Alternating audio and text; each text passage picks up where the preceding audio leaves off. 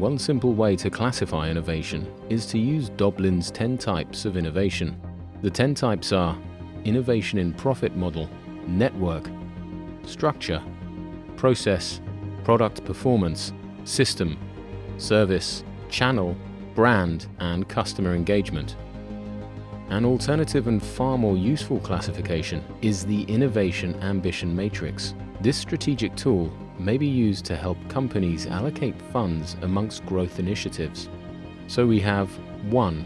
Core or incremental innovation, where the focus is on existing products and markets, like Masterfoods' introduction of Mars, Snickers, and Bounty protein bars. 2. Adjacent innovation, where the effort is on new-to-the-business innovation, like Amazon's super successful entry to the cloud-based web services sector, Google's acquisition of Nest thermostats in 2014, or the Nissan distributor's Tan Chong Motors development of Grab taxis in Southeast Asia. 3. Transformational or disruptive innovation, where the drive is to develop breakthroughs and invent things for markets that don't yet exist, like Apple did with iTunes, the iPod and iPhone, or Amazon did with Echo, the voice-controlled intelligent personal assistant. Here is a breakdown on the amount of effort expended by a large sample of Innovation Insider's subscribers on each of these. How do you think this compares to your business? It's interesting to think about Kodak in the context of core or incremental versus transformational or disruptive innovation. Kodak invented photography film and was the most innovative photographic company in the world for more than a century. In 1976, Kodak had a 90% share of the photographic film market, and 80% of all cameras sold in the US were Kodak cameras.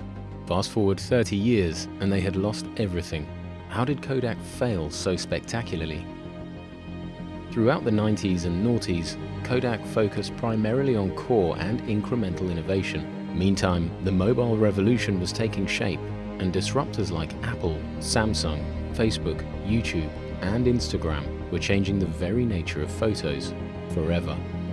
Kodak misread the rapidly changing, complex marketplace that was evolving and paid the ultimate price.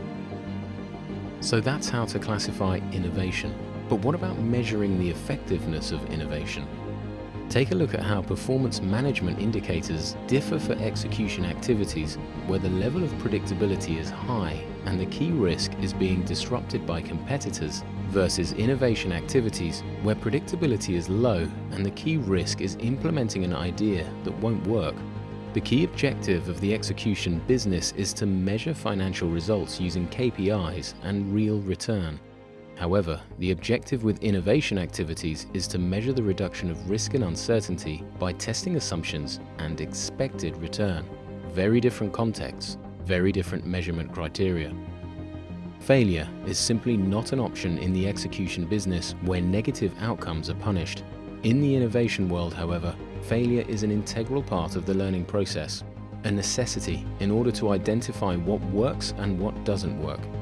As Henry Ford once said, failure is simply the opportunity to begin again, this time more intelligently. Finally, a thought-provoking quote from Tom Goodwin. Uber, the world's largest taxi company, owns no vehicles. Facebook, the world's most popular media owner, creates no content. Alibaba, the most valuable retailer, has no inventory. And Airbnb, the world's largest accommodation provider, owns no real estate. Something very interesting is happening.